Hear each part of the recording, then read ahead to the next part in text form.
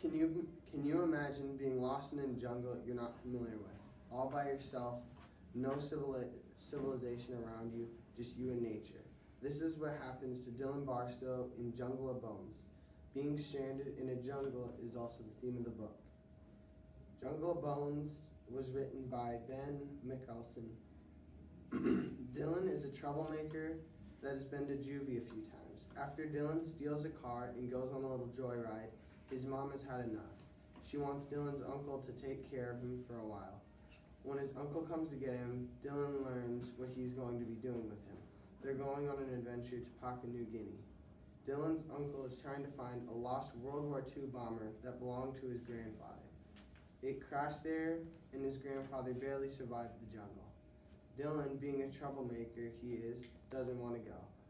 When he is supposed to take malaria pills, he flushes them down the toilet.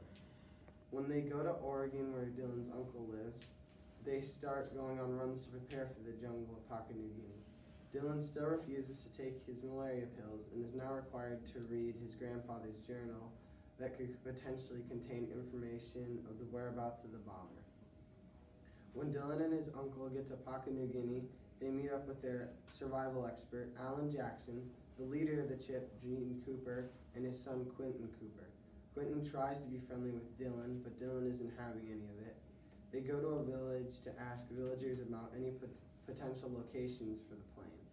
After they leave the village, they travel for a while till it's dark. When it gets dark, the mosquitoes get extremely bad, and Dylan and the rest of the team start to get bit out by them.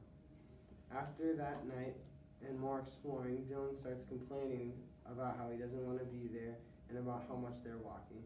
When it starts to rain, he complains even more and puts on his headphones to listen to music. Dylan starts walking away from the group and eventually gets lost. All Dylan can do is yell. Nobody could hear him, though, because he was too far away. Dylan finds an oddly shaped tree to take shelter in. When he wakes up in the morning, he's covered in fire ants and starts screaming and running as fast as he could away from the tree. Dylan needs to find food and water. He remembers what Alan Jackson told him about coconuts. You can eat them off the tree, but not off the ground. Dylan, being his rebel self, breaks one off the ground and drinks the milk. After he drank, he started walking again. He gets a killer gut ache and realizes it was from the coconut. Eventually, Dylan winds up back at the odd-shaped tree. This time, though, he checks around for more ants so he doesn't get bit again. When he's laying down trying to sleep, he feels something around his leg. When he moves his leg, he feels the fangs sink into his calf and then sees a snake slither away. All of a sudden, the pain starts. At this point, Dylan doesn't know what to do. Should he stay and hope for help, or should he go looking for his group? I really like this book. I've read it multiple times because I enjoyed it so much. I haven't read any other books from this author, but I looked him up and it looks like he does a lot more of these survival type books. I think that if you like adventure and survival, this book would keep you on your toes. It's fast-paced and interesting the whole time. I would give this book 4.5 out of 5 stars. Will Dylan give up, or will he keep searching for his group or even the World War II bomber? Or will Dylan be another victim to the Jungle of Bones?